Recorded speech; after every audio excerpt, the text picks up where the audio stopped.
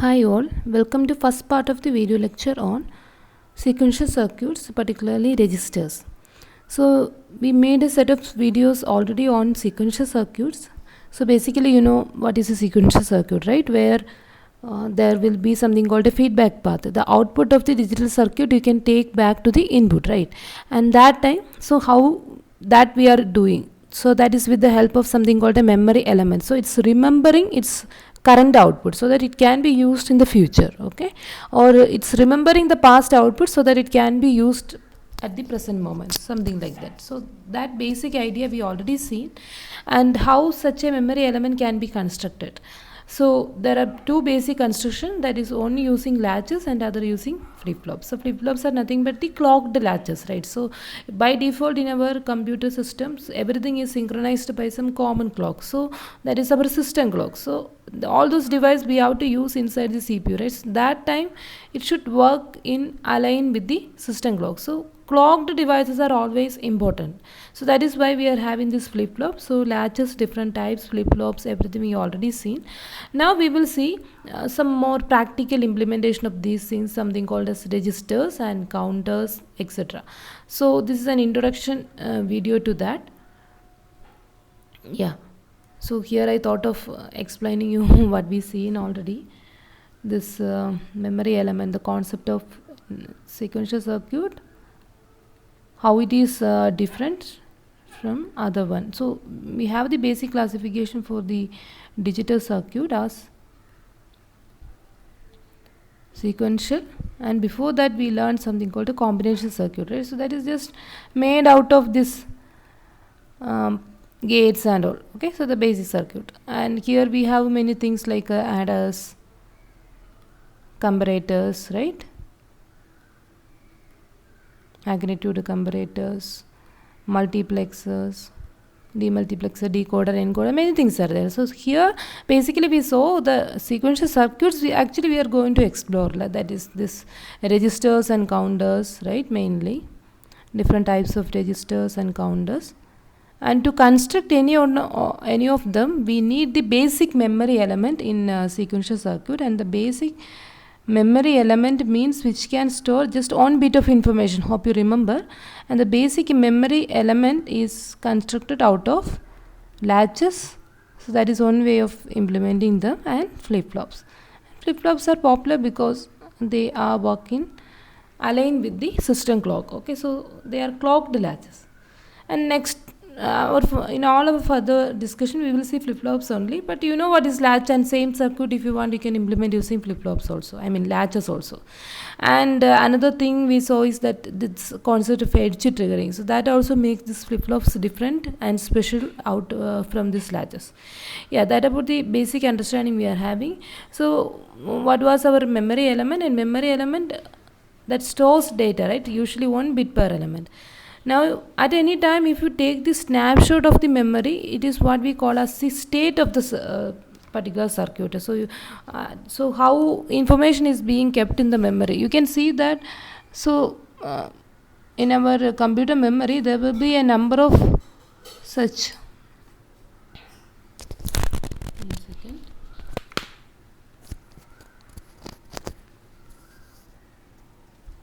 So if you are looking at the computer memory, you can see that there will be a number of cells, right? So and each cell can store a single bit of information, right? And what about that bit? That is decided by whether you are setting or resetting this particular flip-flop on background. So whether you want to retain whatever it is, and basically it is 1 or 0 at any time you can see, right? So the main output of the flip-flop or latch we are talking about. So if it is 1, let it be 0, 1 again, say 1, something like that. So this currently this set of flip-flops or the memory which is made out of this flip-flop or latches, whatever it is, it's having the value 1 0 1 etc 1. So this is a kind of snapshot I taken, right? So at any point, so this is what I can call as the state of the so-called memory. Now a 1 bit memory is called as a bistable element, because you know if you look at any of this cell, at any point it is in either of two stable state, right? So either it will be in 1 or in 0, and both of these states are stable in the sense it's not going to,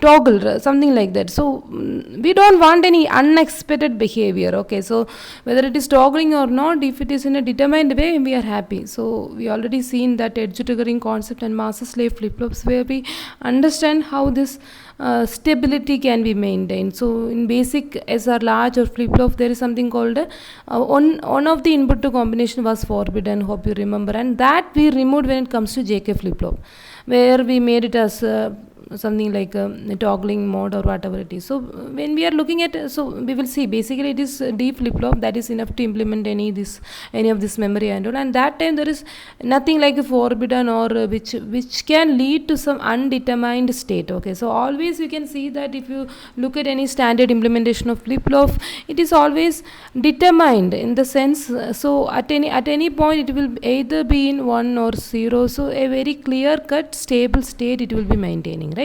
So we can call such devices are bistable elements. So simply these flip flops are bistable element because they are maintaining two stable state. Of course latches also, where we have this exception, say for a few input when it comes to SR latch or flip flop. So we are in general talking about the stable implementation. Okay, so of course the master slave configuration, definitely by making it edge triggered, and yeah, you can say that flip flops are bistable element in general. So memory we are constructing out of them. So to make them edge bistable, to maintain the stable state, you can use this edge triggering. That is fine.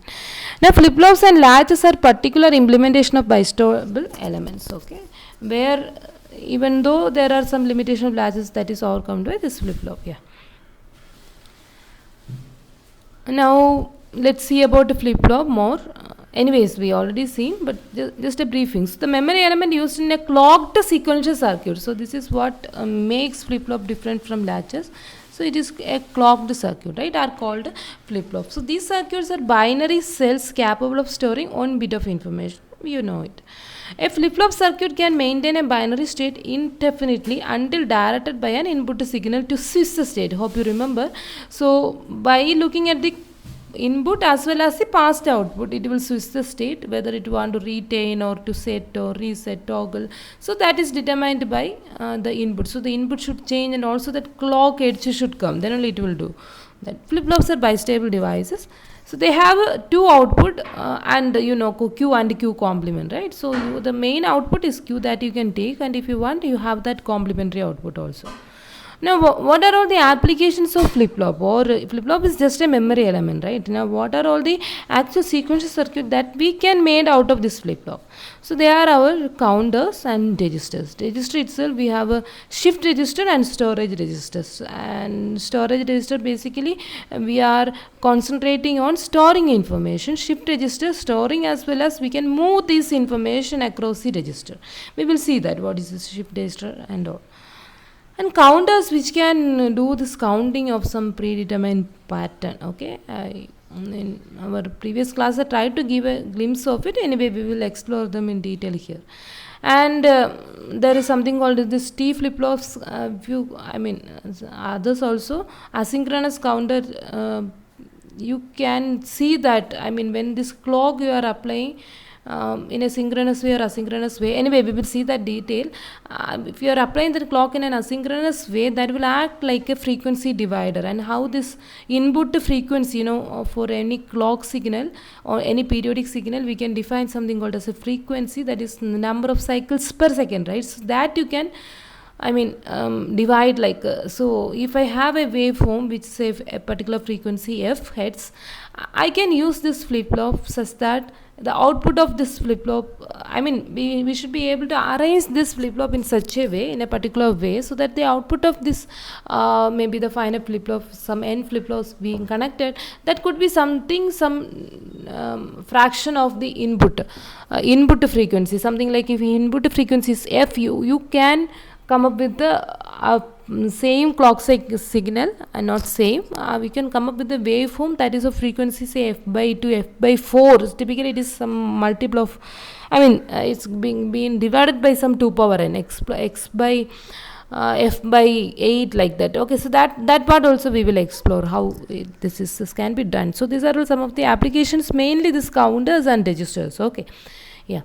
So this is the basic idea about storing one, and I hope you remember how this one D. So basically everywhere we will see this D flip flop for the default implementation, but everything we can implement using other flip flops also. But D is very simple, right? So that's why we are mainly taking this D. So hope you remember. So the delay flip flop or the data flip flop, whatever comes in its input, that will come in the output. So that's also what is your D, that your B or Q. What is your, if D is 1, Q is 1. Okay, so if you want to store a 1 bit, right, so that the what you can do is just apply that 1 as the input of this particular cell made out of D flip flop, so that it will show that 1 in the output. So you can say that that particular memory cell is containing 1.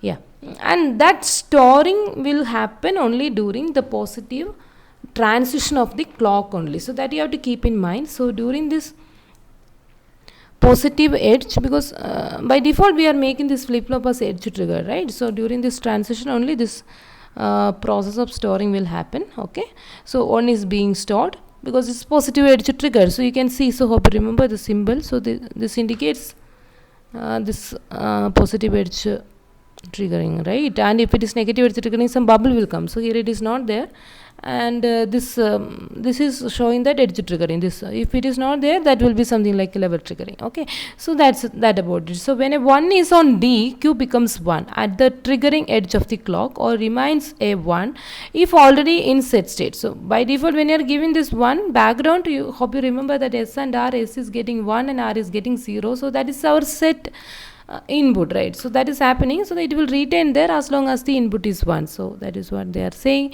Similarly, to store the information 0, simply apply that 0 as the input of this D flip flop. As it is D, you are making so, but in other flip flops it's slightly different. Okay, anyway, when a 0 is, because you know toggle flip flop and all, we are using for a different purpose, right? So whether you want toggling or not accordingly, but basic storage is actually our D flip flop. So that is very simple to understand and all.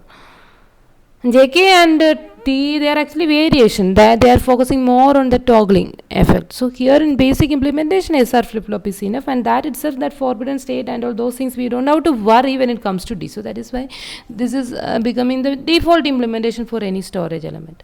So registers is what we will explore in this set of video. Yeah, then we will see this counter and other things. So that is a flow. So what is a register? So this is something like I shown here, right? So something like this. So here I can see that say that this is a memory, maybe a register, it's a kind of storage. That's all.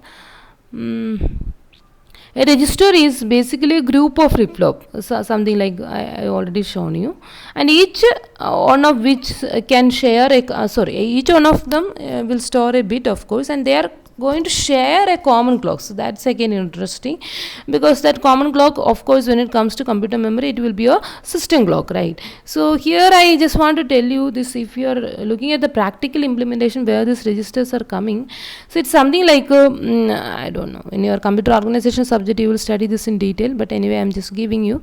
So in our computer, you know, we have the CPU, right? And the CPU is being connected with the main memory, RAM, right? RAM, and from RAM we will take the data as well as we will write information into the RAM, something like that.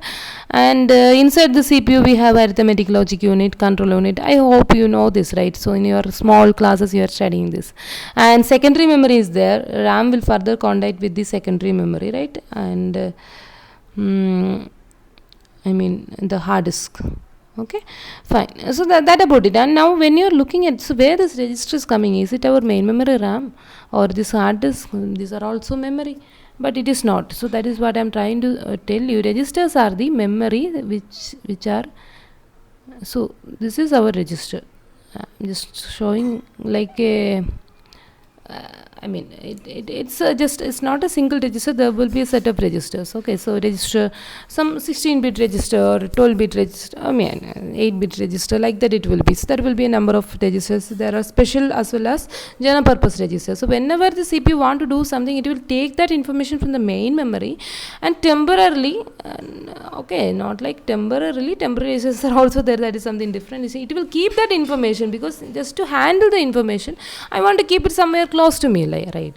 So inside this register, so-called register, and from this register it will take the information and it will do the processing, and the result will be kept immediately into the register, and slowly from the register information will go back to the main memory. So that is the flow we are having. Okay.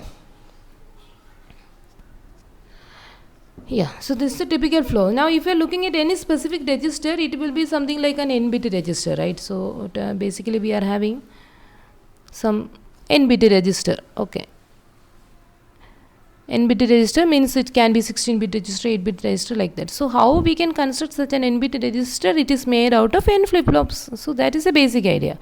Each flip-flop can store only 1 bit of information. So if you want to store n bits of information into a register, on background there should be n flip-flops, and all these n flip-flops are controlled by a common clock. So that common clock also we are interested. Okay, because that is by default our system clock. So an n-bit register consists of a group of, right, this is what I was trying to say, n-bit register consists of a group of n flip-flop. Now you may be wondering, what about this main memory, RAM and hard disk? So how they are storing information? But actually this is a different story. Okay, you will understand it in your computer organization subject, of course.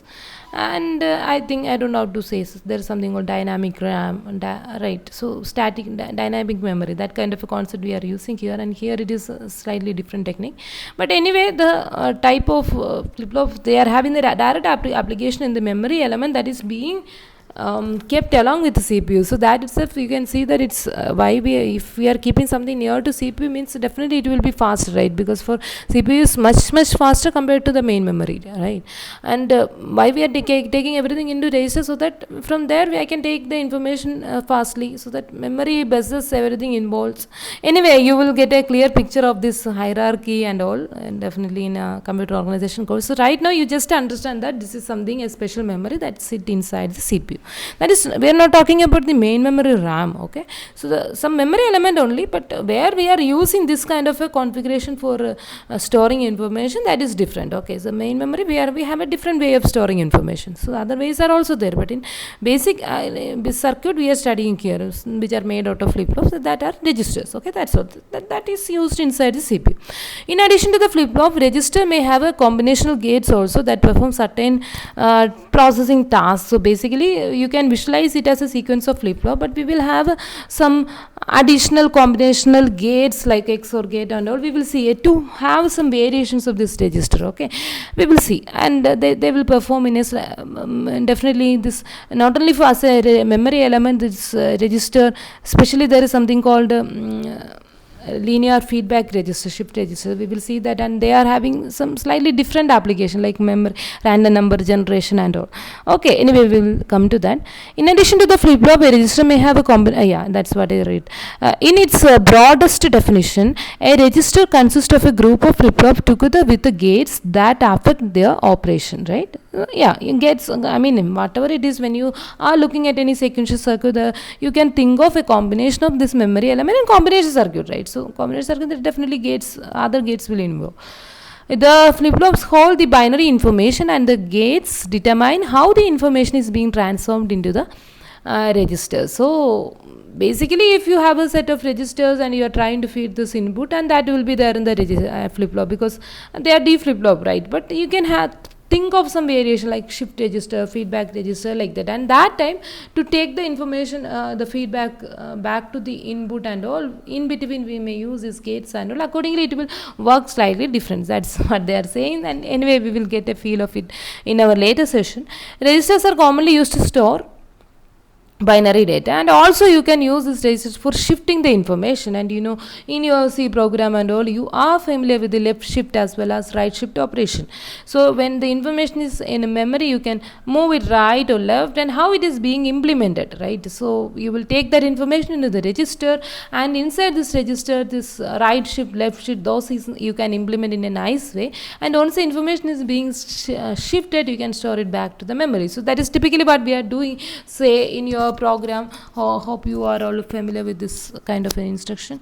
Say if I have variables like a, b, say c, you can think of something like a c is equal to a I mean, this is your right shift operator, right? 2 times, something like that, and C B is equal to, say, A left shift 2 times, like that. Okay, so this kind of instructions you are familiar with. So the information in between you have to read the data and all, and it's not a complete program. Anyway, these things also you can implement nicely, and we will see how it is to be done.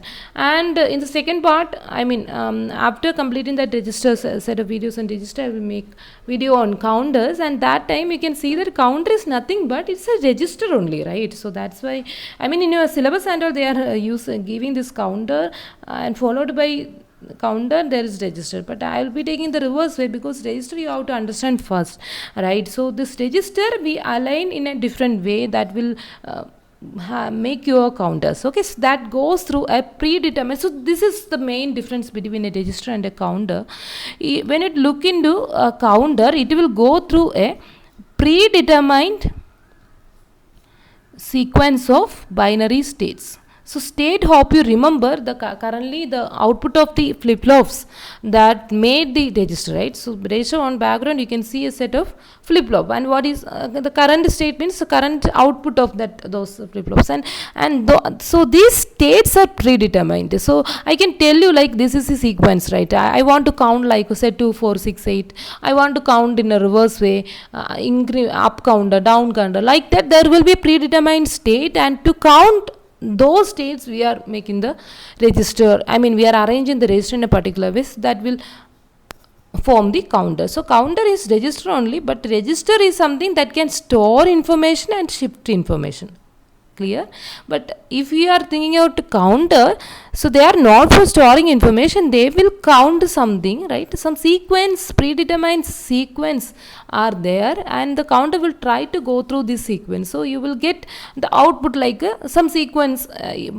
Maybe your application is in need of some sequence of information that you can use. In most of the cases there will be an application for the continuous counting, like up counting or down counting. Accordingly we can do some tasks, but sometimes we don't want to do like that. We want to count something random, and that time you can use it, right? So it will go through those set of states. So that's interesting, right? Now the gates in the counter are connected in such a way as to produce the predetermined sequence of states. So states sequence is predetermined, and accordingly we will create this counter. Okay.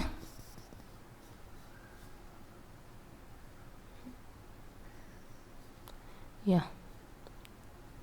Although the count is a special type of register, it is common to differentiate them by giving them a different name. Yeah, you can call them as a register itself, because you can see the register itself arranged in a different way that will form this counter, but we are giving a different name because the sequence is being counted like that. They are giving the name. So this is a typical comparison between these two. If you are looking at a register, you can see this set of flip-flops or cells. They are connected in such a way that they are capable of shifting the information, say right.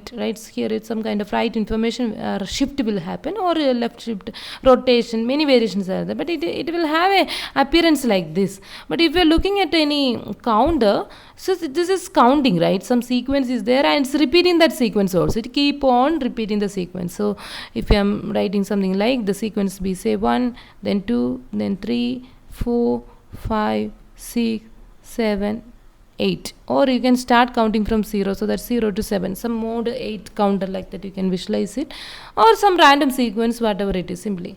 But here it is not like that. Whatever be the input given by the user, that will be stored in the register, and also if you want you can make use of register inside, I mean that shifting also you can do, but here it is sequence counting. Yeah. So that about the introduction. Now in the next video lecture onwards we will see this register concept in detail. Thank you.